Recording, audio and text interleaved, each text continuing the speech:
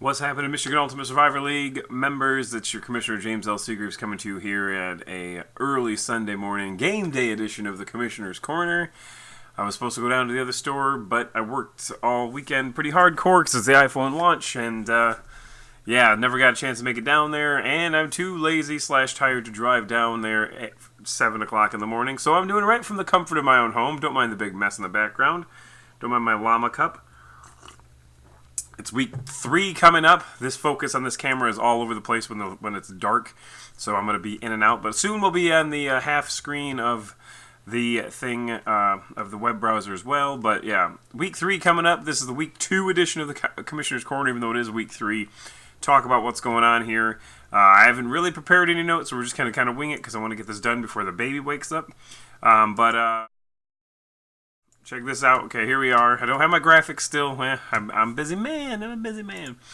So we're going to start off with, we're going to go right to the top 20, or the top 15 rather. Okay, we're going to scroll down here and see where we are.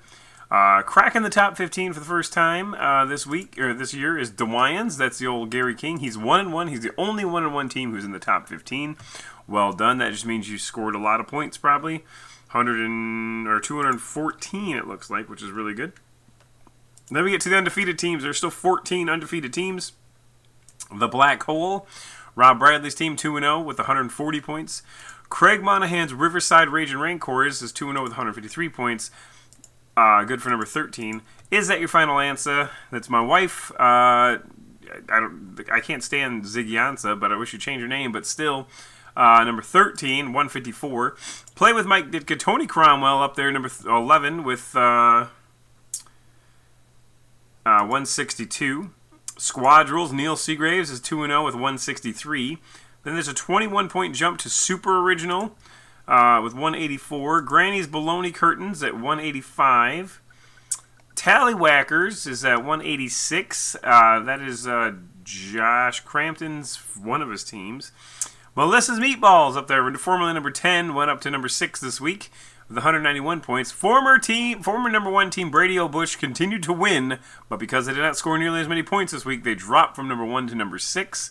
The Apache Chiefs, a similar fall from number 2 to number 4, 205 points. They scored 205 points altogether.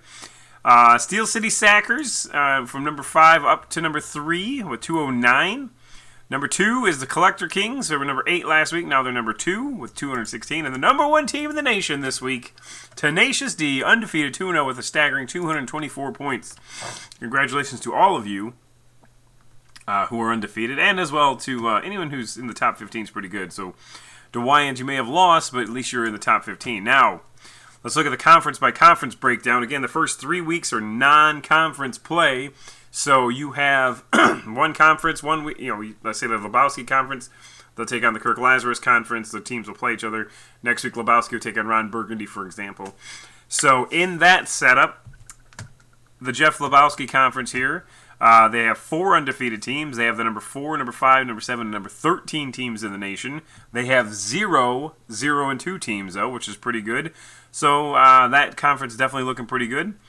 By contrast, the Kirk Lazarus contest has the number 2 team in the nation, the Collector Kings, number 9 in Super Original, and number 10 in DeWyans, or number 15 rather.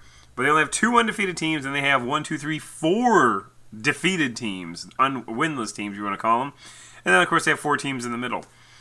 So not a very good start for the Kirk Lazarus Conference. Then we go down to, very similarly unsuccessful, Ron Burgundy Conference. Melissa's Meatballs, number 6, and Is That Your Final Answer, number 12. They're both undefeated. But then you have Cloacal Kiss, Stick Zidinia, Honolulu Blue Balls, and Bare Naked Tiggers in his randomization, even though he says he submitted a lineup this week. I don't know. Jackie, make sure you get a hold of me this week so we can get it going. 4 winless teams, 2 undefeated teams. We get down to the Jeff Spicoli Conference. This is a little bit different. Number 10, Squadrils, and number 14, the Black Hole, both undefeated. They only have 2 winless teams, however. Myself, Providence Power, and Getting Schneidered, who, by the way, is not in the league. He's said, hey, I can't commit to this, so we have to find an owner for that. If you have any ideas, let me know. I have an idea I'm going to reach out to. For now, I have a fill-in owner who submitted a lineup for him this week. Then we have this. The Frank Drebin Conference only has 1 undefeated team. That's Tony Cromwell's Play with Mike Ditka. A whole slew of one-on-one teams, and the Hernandez Hitman and Chiz Nasty are unwon.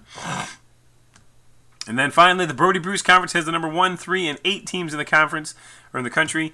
They're all in that conference, 2-0, 2-0, 2-0, and then you have 2 teams with no wins. Password is Taco and Vic in a Box. Vic in a Box, probably another owner that just has a lot going on. So,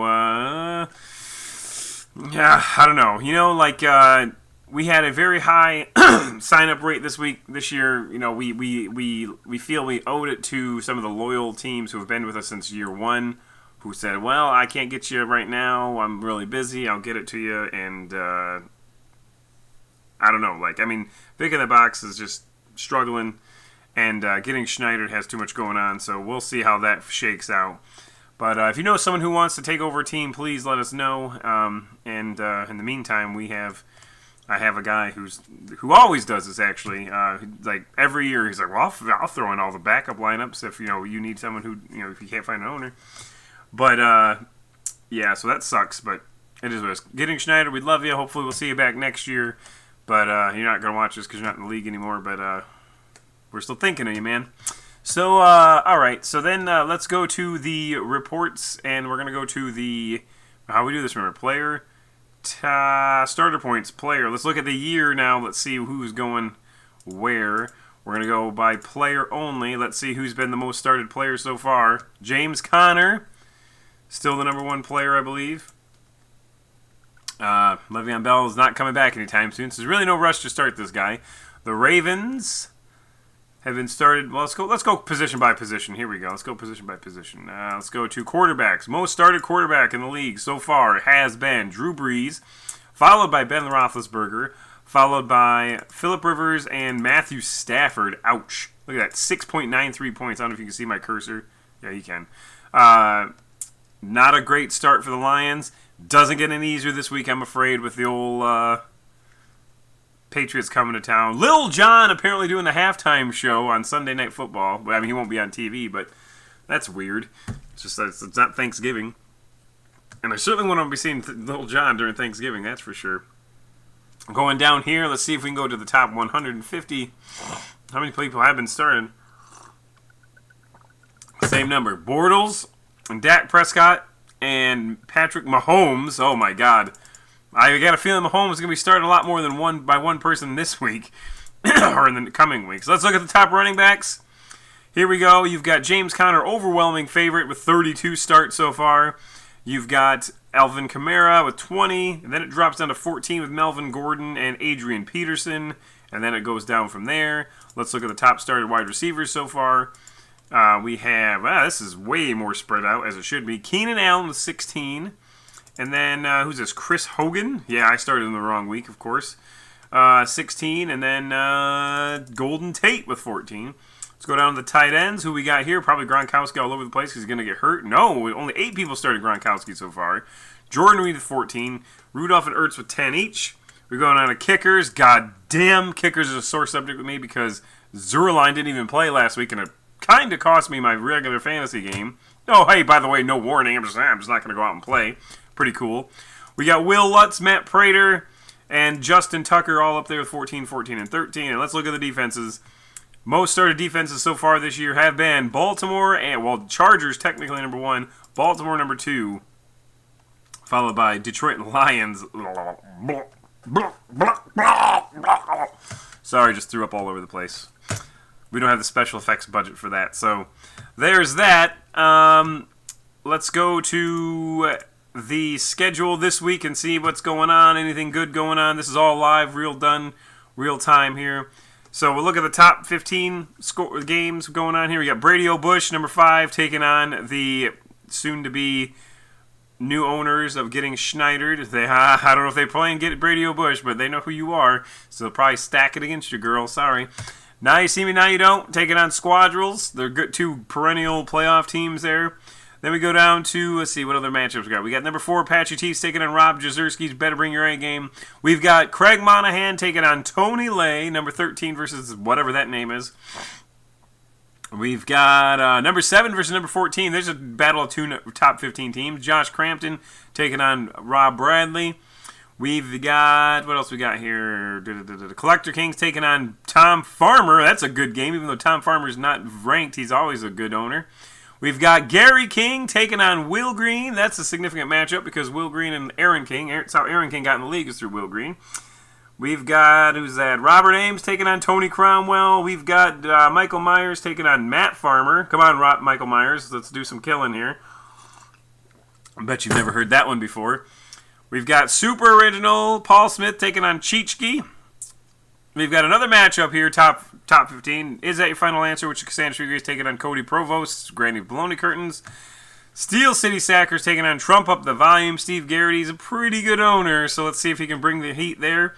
Speaking of Garrity's, got Melissa's Meatballs taking on TD's Right Meow. That's Mark Krazak. He's a new owner. So far, so good, I guess. What's his record? 1-1. Not bad. And then, let's see what else we got. Tenacious D taking on Cloacal Kiss, which is Maddie Bradley. Let's see if she brings the wood against you to make you lose.